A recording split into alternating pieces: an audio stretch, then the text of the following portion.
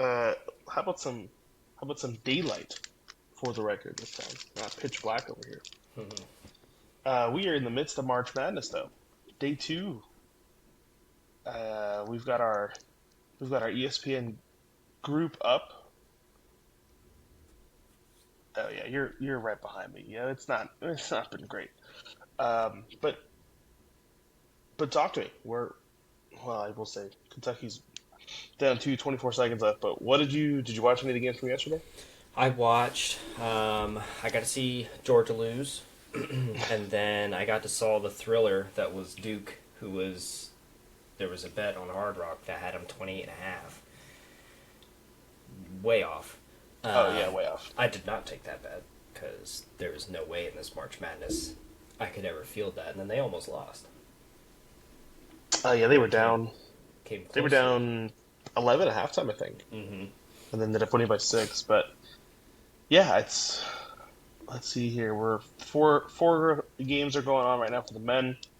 For the women, we've already got two games done, two games in, and yeah, it's definitely not been without its drama. I'll say early, but I think game of the tournament so far yesterday. Well, besides the VCU overtime win over UNC, High Point beating Wisconsin Mm-hmm. off of, and I don't want to Chase Johnston. I want to say it's Johnson, guy off the bench. Have you caught up with him at all? No. Throughout the entire year, he's only made 3 point Oh, shots. this is the 3 point guy. Yeah, yeah, yeah. That's it. Like I think he was over 4, over 5 from two, but he had like 65 made 3 pointers, and they won off of him making his first two of the season, which to me is that's awesome. And we said you're due for one guy who you've Mm. never heard of before who's going to make the winning shot. That was one, and then the guy from St. Louis yesterday over the Georgia team. Did you see him at all? Avila Via goggles. Yeah. goggles. Did you see some of his nicknames? No. Let's hold hear him. on. You need to see these nicknames. I was rolling through these. Cream Abdul-Jabbar, La- Good lord. Larry Nerd, Yeah. Larry Blurred, Mm-hmm. Steph Blurry, Milk Chamberlain. Had me cracking up. Slew Alcindor. Um, yeah, those were. And he showed up and he played well. Makes me feel less bad about telling the FIFA boys last night. He looks like the kid who sits in the corner of the lunchroom playing Game Boy in high school, right, with the goggles. But, obviously just in jest with that, dude's balling. I mean, they had like No, yeah, 54 points in the paint versus Georgia last night. That was crazy. yeah. And then for them to beat Georgia by 25 points, it's 19. So they might be a tough out. I don't know, but I do think they get. Who do they get next? They got a one seed next. Um, what region are they in? Oh, they get Michigan next round. That'll be tomorrow at noon. But yeah, so that was a funny one that was cracking me up. But we said well, you're always going to have somebody whose name you've never heard of. Steph Blurry is TCU, crazy. that's a crazy one. That's crazy. College Jokic is another one too. But I did see. I think the fun fact yesterday was the TCU Ohio State was the first game going on. I want to say it busted 60% of the ESPN brackets first game. Game one. Yep.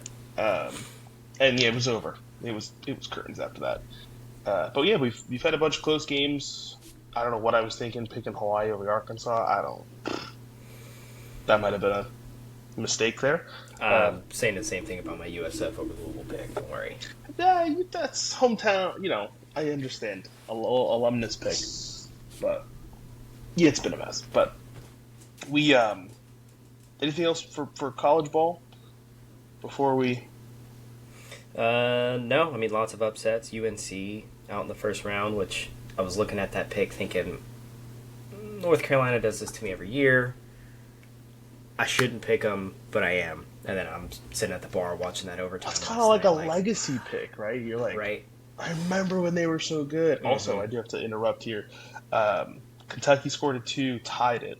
2 seconds left. Sarah Claire 3, and then Kentucky scored a 3 with as the buzzer beater went off. They're going overtime. Going OT, yeah, it's crazy. Do you have it pulled up right now? Yeah, I got it up on the TV. I clearly need to put this on. But yeah, I think March Madness is always a fun thing. That's kind of crazy how some of these schools and some of these people who we'll never hear from again. I did see, it might have been the actual CBS March Madness page posted it, where these college legends are who've had great games before, like what they're doing now. Mm-hmm. And some of those guys who had awesome tournament runs are like assistant coaches now, or they're playing in the G League, or they're playing overseas, and that's cool. That's because awesome. Guys who maybe wouldn't have had careers otherwise, and they're not going to league, but they can still keep playing. But other than that, World Baseball Classic. Favorites go down? Yeah, again, but you know what? I credit to Venezuela. Absolutely. The issue that I had is a lot of the MLB teams wouldn't even let the guys go back. So you had Nolan McLean, who he's a Met, and I love that, but he's played 8 professional games before at like the major league level, and you had him pitching for Team USA in the final. It's not a bad thing, right? The kid's great. The kid's gonna have a good season, but Skubal was a Cy Young winner.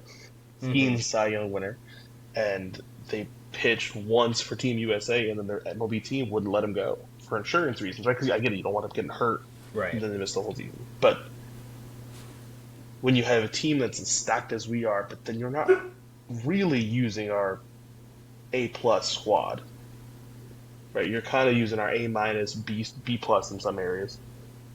Is that still enough to win? Maybe it should have been, but I don't think it should be talked about like, oh yeah, Team USA, like they should have wiped the floor with everybody. It's not the same. Like, it's not like it's the Olympic team of basketball.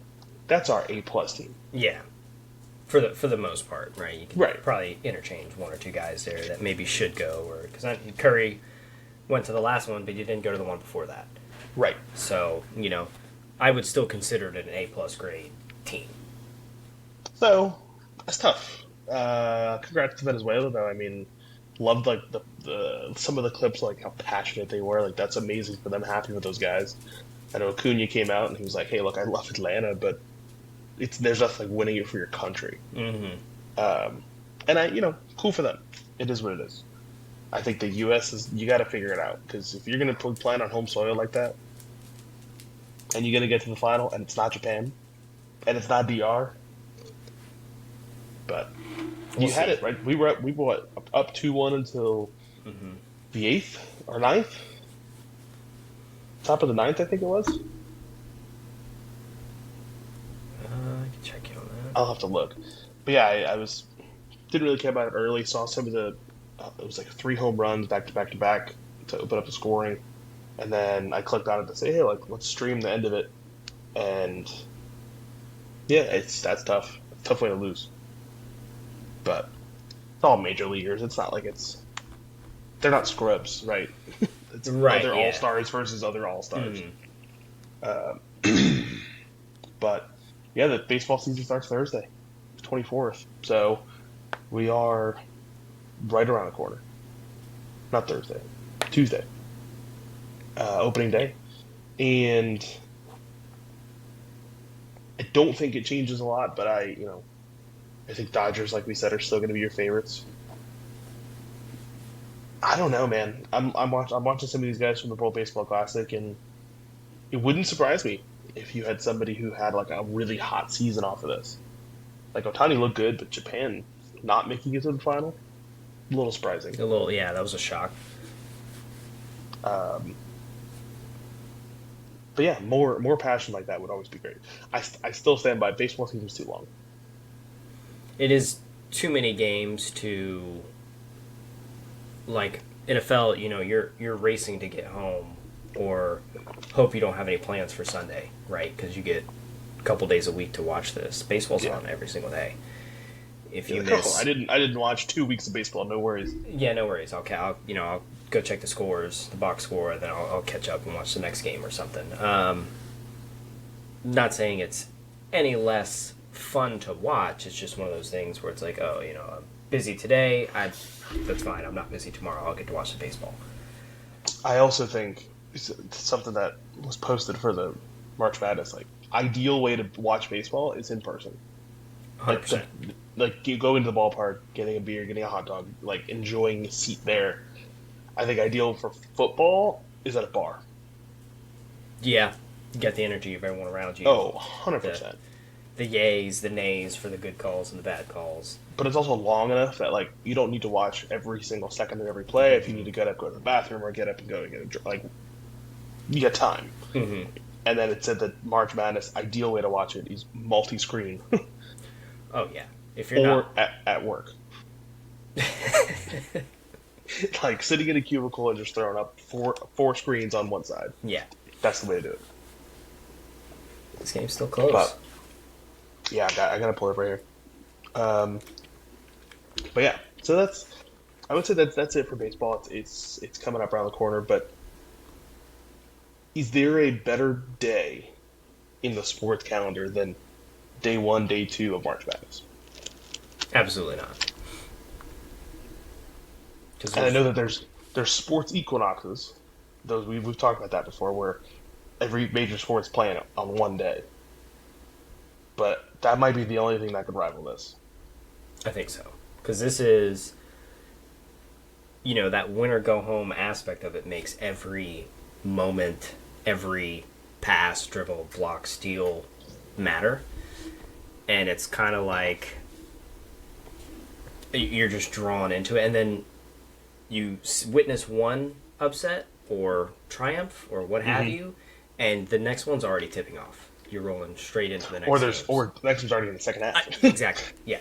So like you're going to finish this game, and then the Texas Tech Akron game is within 6 with only 8 minutes left. Mm-hmm. And the only thing I would push back on people from yesterday, which is day 1, and I would say it's today, because now you got the men's game. Women's games started at 11:30 this morning. Mm-hmm. So you really have 8 games of basketball going on at all hours of the day until midnight tonight. Mm-hmm. That I would argue is unbelievable. Maybe only rivaled by like the Elite 8 weekend or Final Four weekend, where those games are going to be uber competitive. Every game's competitive. Granted, they're all going to be stretched out a little bit more. They're not going to be so layered. But we talked about it a little before we got on. Jets made a trade. And not just the Geno Smith trade. We officially traded away Justin Fields. Yes, I did see that pop up this past week. To the Chiefs. Which, Hey, I mean, apparently there are teams that wanted him. And they asked him, like, hey, where would you rather go? And he said Kansas City, which, duh. But I'm fine with it. yeah, Get some money off the books.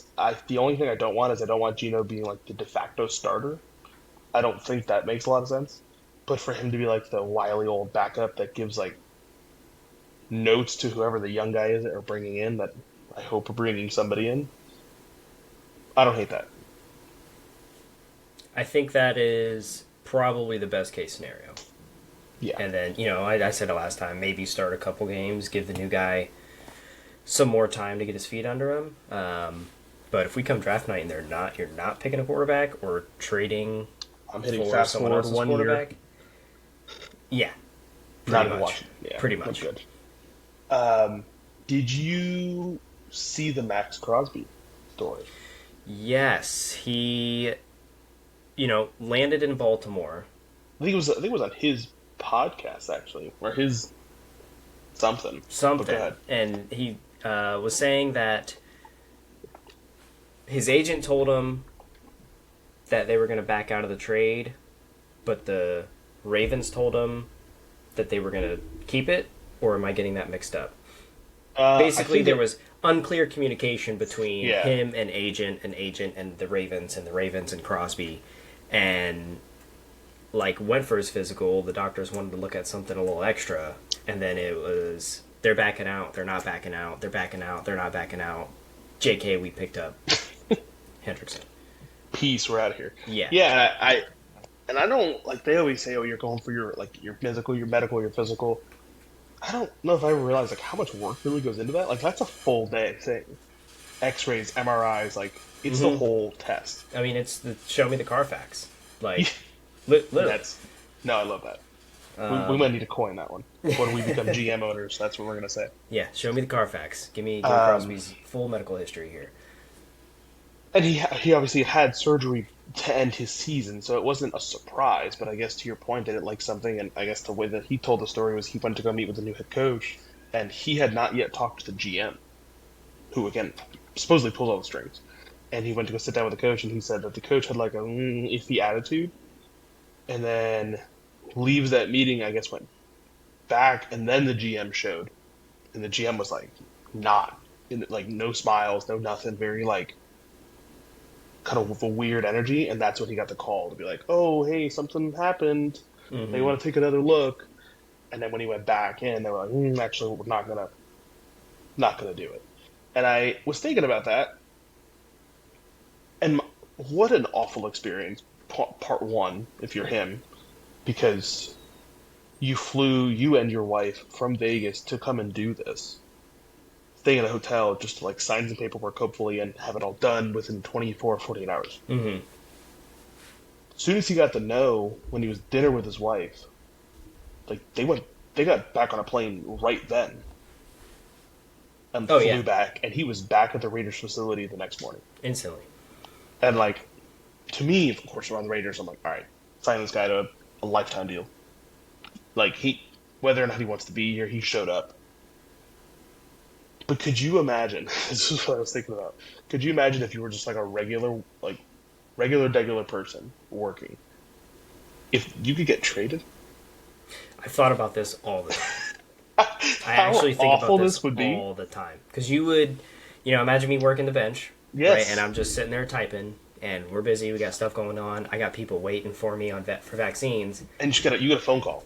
Phone call, my boss shows up with someone else, and it's just like, hey, we're sending you to Walgreens for for 2 next year picks, and they won't even tell you. No, you're gone. Pack your bags. Yep, here's your new white coat. Here's your new badge. See you later. That's crazy. No, and then you get there, and they have you sign some paperwork. They have you meet some people. And it's, actually, we didn't like the deal. You're going back. Mm-hmm. No, that would be crazy, and it's that reminds me of like the old ESPN commercials. Like that's a skit they would have run. Of you're a regular person working your day job. Hey, here's your new uniform. You start tomorrow. Yep. But yeah, that's it. NFL free agency and trades kind of slowed down over the last couple of days. In preparation for obviously draft time, which is about a month away. But anything else really catch your eye with the? I know we talked some of the big deals last week, but I feel like it's been kind of slow. Yeah, after that, you guys got rid of Fields. The Panthers got rid of Dalton. Oh, and he went to the Eagles, which I was kind of like, what are they cooking there? Who knows? But yeah, it's been kind of slow after right before the deadline, or right when it opened up. So, I think the only other big thing, as we see, Kentucky's up 7. Looks like they're going to win now. But yeah, they're going to win that one out. Did you see the replay of the 3 at the buzzer? The half-court shot? Mm-mm. I'll have to see if they'll show you again. Yeah, 2 seconds left on the inbound. 3 from the half-court to send it to overtime. They'll show it at halftime every single game tonight. So, Luka had 60. I want to say it was last night, 2 nights ago. Luka's been going off. And there's only, I think there was a list of 7 players in Lakers history who have had 60 points. Wow. Which is a lower number than I had thought in my head. Because I don't know, and maybe just because again scoring's so high, 60 doesn't seem It's a lot. Don't get me wrong. Yeah, no, that's a lot. But if you had told me that they had 15 guys who've done it in their history, I was like, wow, that makes sense. It's Lakers. Mhm. But to your point, it might just be him and Shea right now for MVP. Probably. And Thunder, obviously, one seed. Get it. He won the title last year. He was also MVP last year. Maybe that throws a couple votes his way. But, I have the stats pulled up too.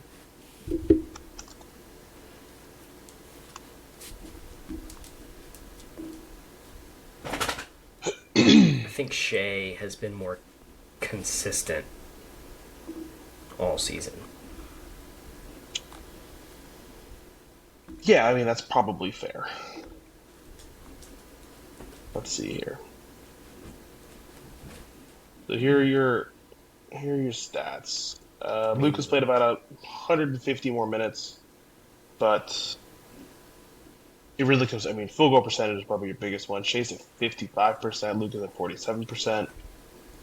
Um, he's shooting better from three too. Granted, on less attempts, just about the same free throws.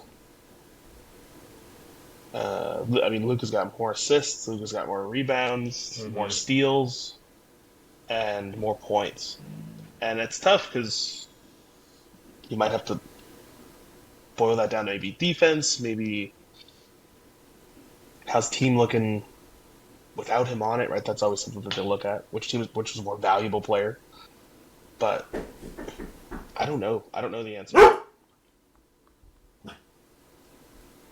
Shea probably gets it unless Luka pulls out another 60-point game. That's my guess. But yeah, that's really, I think a lot of the other things are kind of locked up. NBA is looking at, I think, 15 games left. We're down the stretch here. 12 to 15 games left. What are we at? Knicks are played 70, so you have 12 games left. Yeah. 69. Yeah. Did you see the Cade Cunningham news yesterday? I did not. Ooh, Cade Cunningham collapsed lung. Ooh. That's gonna put He's him out out for. Yeah. He's out 1 to 2 weeks before they'll even reevaluate him.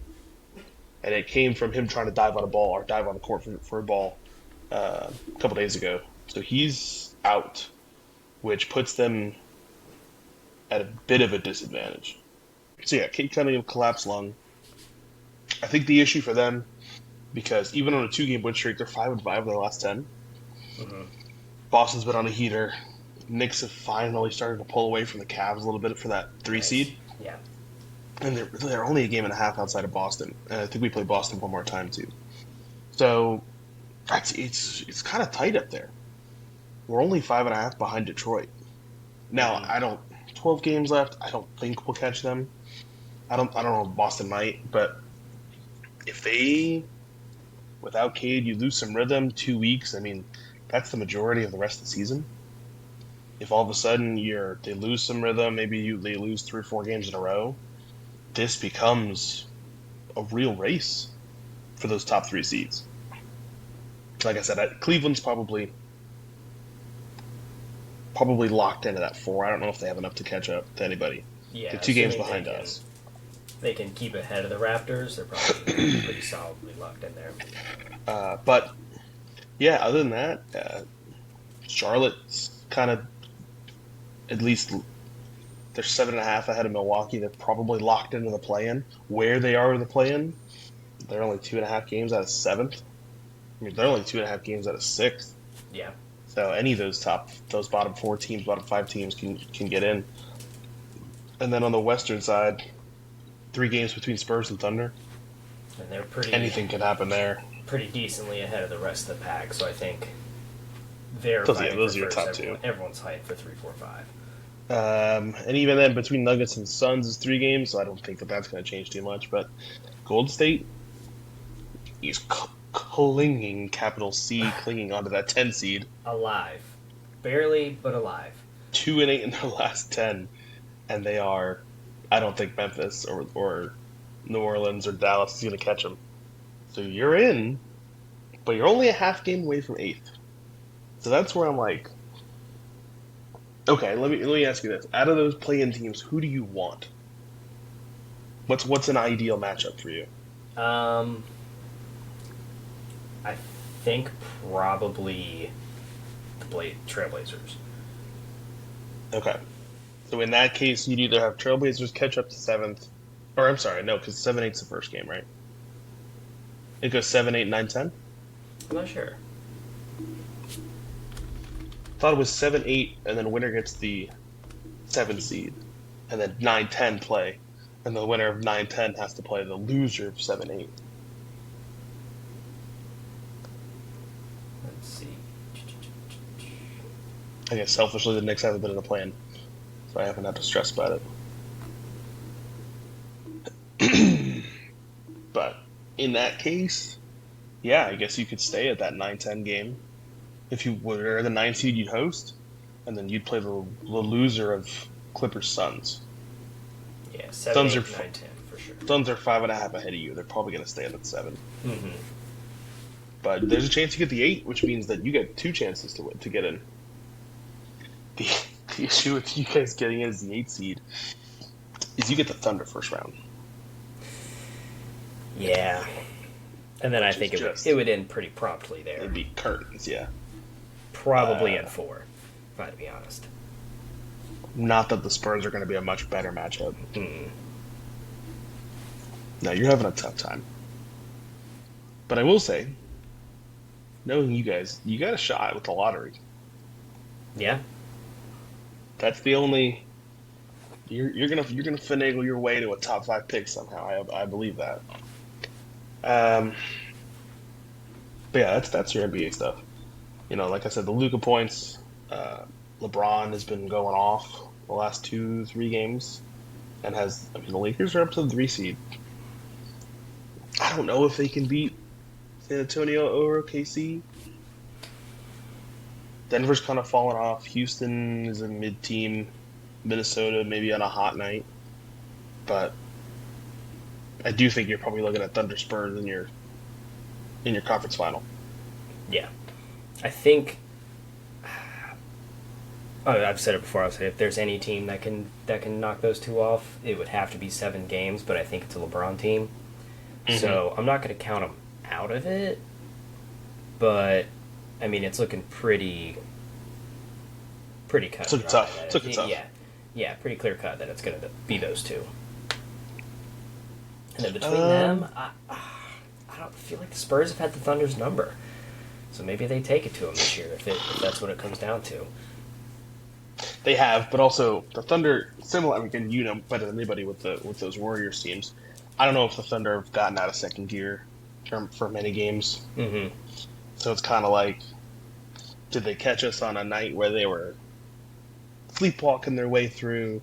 Did they catch us on a night where we pulled Shea after the third quarter or whatever? You know, little things like that. I don't know. But then when you catch them playoff time, are they going to just turn it on all the way? Just like Wemby, I don't know. Are there games that Wemby's sleepwalking through regular season because he knows he just has to turn it on for the playoffs? Mm-hmm. And that's the tough part. But I don't know how much more the Knicks have. We might be tapped at the 3 seed, but it's still, you know, it's fun to watch. My dad always used to say for baseball, it's fun to watch meaningful baseball at the end of the season. Yeah, it's fun to watch meaningful basketball games where it's like, maybe this does move us up. You know, what does a playoff matchup look like? And that's where I'm at. But yeah, Kentucky ended up pulling through. Yeah, hurts my bracket, but we'll take it. Yeah, Wright State is up on UVA right now, by the way, at halftime, up by 5. Wow.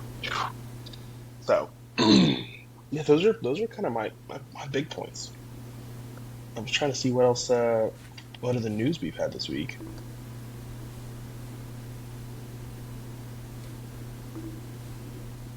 I've been so checked out of hockey season. The Rangers have been god-awful. Terrible.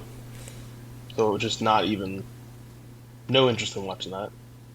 Did you see the Georgia Tech coach yesterday? Or today, I should say. Yeah, The Georgia new Tech just picked up a new HC. from Troy. Troy lost yesterday. Like their season ended 24 hours ago, Oh man, and just bang hired. and I kind of don't hate it. I think it's better than hiring him before March Madness started, like LSU did. The only thing though is Georgia Tech um, finished the season on a 12-game losing streak. They went 11-20. Oh my. So would you leave? As the coach? Yeah. I don't know. Back-to-back tournament appearances, back-to-back Sun Belt regular season championships. Now, I get it. You're Troy. You're a mid-major, right? Potentially moving to I'm gonna say maybe a bigger program that's in the ACC, maybe a bigger program on paper. Mm-hmm. I do think in the era of NIL and such, any school can be big, but that's tough because what do? Do you just say? I'm sure he got a raise, right? Moving to a school that's gonna have more money for that, Mm-hmm. but that might not necessarily be a good thing, right? I would say that the biggest pro that I can remember like historically is like Shaka Smart. Do you remember him? I do not. I want to get. I'm pretty sure he was Wichita State, but I want to get this right.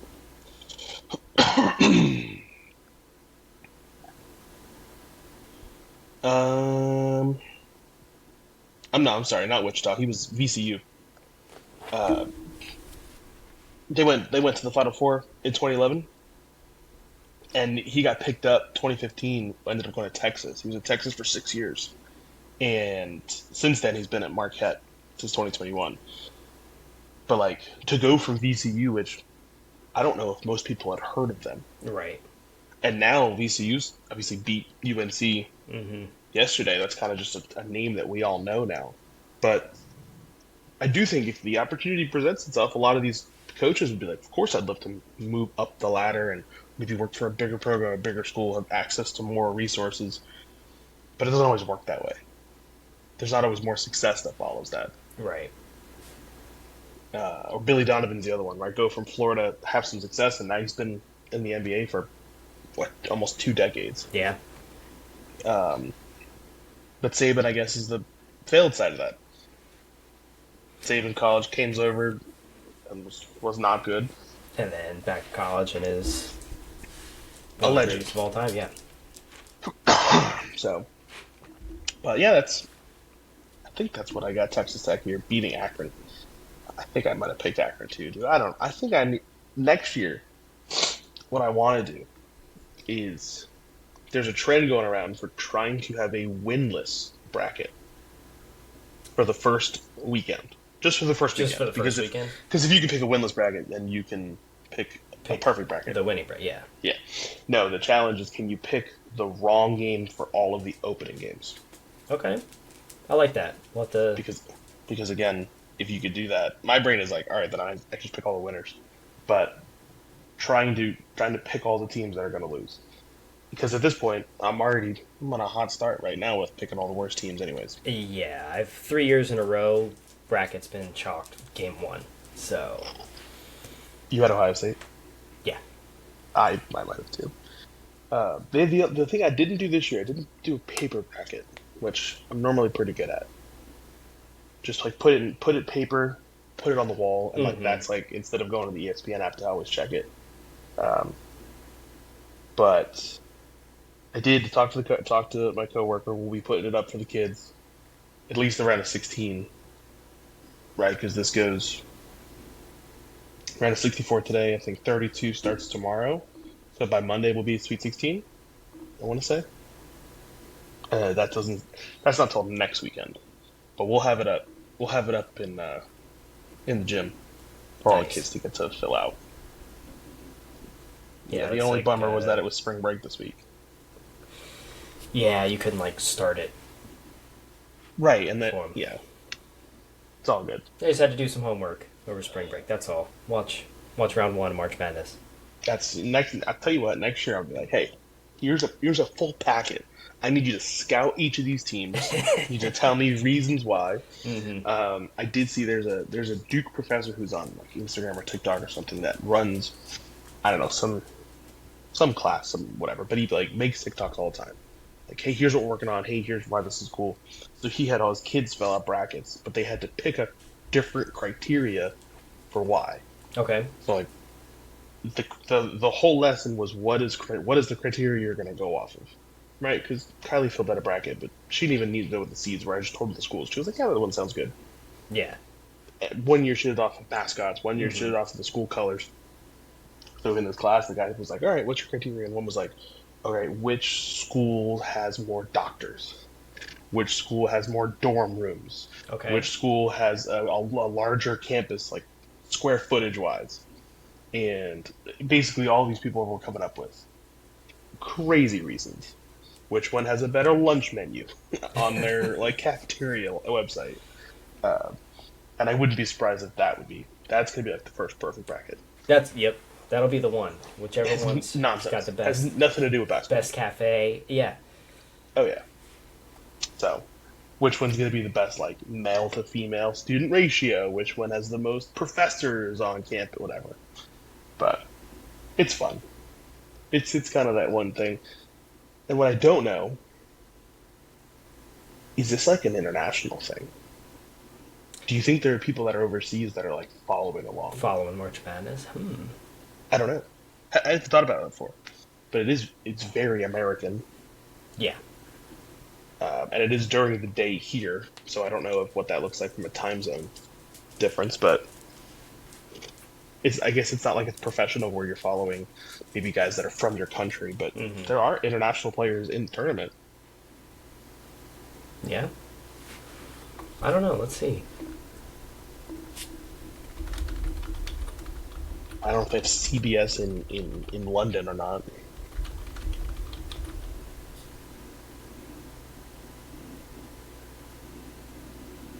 Because that would be fun.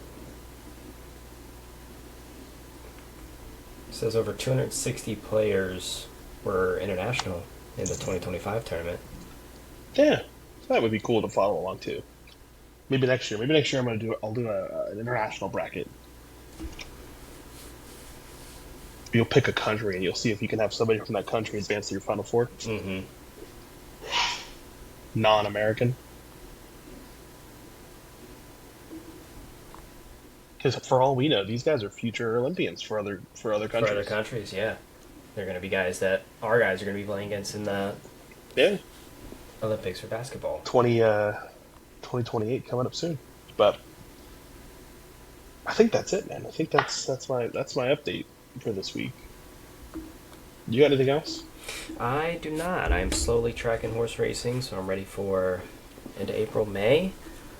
Looking forward to baseball opening day, and then who's going to end up in this Elite Eight Final Four scenario here? Let me see if I've got a trivia today. Pick a sport. I got you. Let's go basketball. All right. Well, here's a March Madness trivia question for you. Okay. Which player holds the all-time record for most points scored in a single NCAA tournament? 144 points. I'm not going to leave it that open for you. I do have 4 options. Okay. 6 games. Okay, that's your hint. So Austin Carr, Glenn Rice, Christian Leitner, or Mello. Ooh, Melo's a good guess, but I'm going to go Christian Leitner. Let's see here. Let's see who your answer is. Of course, he's not posted yet, so I haven't looked it up.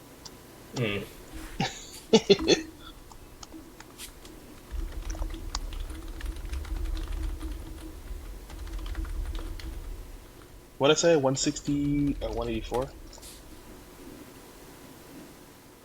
Glenn Rice, Michigan. Glenn Rice, okay. 1989. Well, Zach Edey's tied for second on there from 2 years ago. I do remember him having a crazy run with Purdue. Who was the first person? Austin Carr. Austin Carr was Austin Carr. was the first option. Yeah. He's got the most points in a single game record. Ooh, what's that? 61. Jesus, in college basketball is crazy. Yeah, because I mean these games are ending. Some 80 teams points. only scored. Yeah. I mean Illinois, whoever they played yesterday, only scored 70. You know what the thing is? Like, and again, I lost with the BYU pick, but I think my issue is I was picking DeBance though. I don't think I was picking BYU as like a team. I was picking who's probably going number one, and to his credit, he scored 30 plus points. Mm-hmm. But then the same thing with Duke, with like Boozer, or I picked Kansas. If we see if Darren Peterson, I don't know, that's today. Mm-hmm. But I think I just trust those guys to ball Just out. be above everyone else, kind of. The issue is they're 18 years old. Like, I'm trusting Yeah. a kid. Yeah. Uh, I'm picking, I don't know. That's such a tough line. But do you? Oh, I'll ask this before we get out of here. If you're an NBA team and you're a GM and you're looking at drafting, does a tournament performance factor in? Like, does DeBance's 30 plus points, even in a losing effort, would that elevate him over somebody who, let's say Peterson comes out and let's say he throws a dud today? Would that be like I want him because he showed up under the bright lights, or does it not matter at this point? I think it definitely plays a little factor into it. But obviously, as we're seeing, and I'm sitting here corrected now, last year, this time, I was like, if I'm the best player in the country, I'm making that shot, talking about Flag. Mm-hmm. Right? So he missed a shot. I'm like, oh, well, if you're really that guy, I need you to make that, But he's turned out to be that guy. So, you I was can't gonna say so funny that you were not way off. not Which his is fine. That's Which is fine. It's fine. But, going forward, you can't really judge him off, like, this set of games. So if he throws a dud, Yeah. off day, happens all the time, right? But I do He's think 18, yeah. I don't think it hurts you as much as playing very well will help my decision. Be like, okay, these were the bright lights. This was a win-or-go-home situation, high stakes. He's making his shots. He's making the right passes, right? Commanding the court. I think it does give you bonus points if you play well, but I'm not going to super harp on you from now on, specifically for having one bad game, a few tough shots, whatever. I mean, I think the Flag criticism was warranted. I'm not gonna say you were way off, but I think that to your point, you kind of want to look at like the whole body of work. Like Boozer's had a fantastic season, so if he comes out and Duke loses for whatever reason and they get upset in the next round, I don't think teams are going to move off of him because of that. Right. But I do think a positive would move you further up if Peterson comes out and he plays a full 40 minutes and scores 40 points in the opening round. That might move some of the negatives off of him more to be like, oh, okay, well this guy is... Okay, yeah. When it's time to ball, he's balling. Did you happen to see some of his nicknames that are going around? No. Dude. I'm gonna need to When I keep tell up you, with this. I don't know how kids do it with like social media and everything. Like now, it's not just ESPN. It's like a random keyboard warrior who's making an edit on YouTube.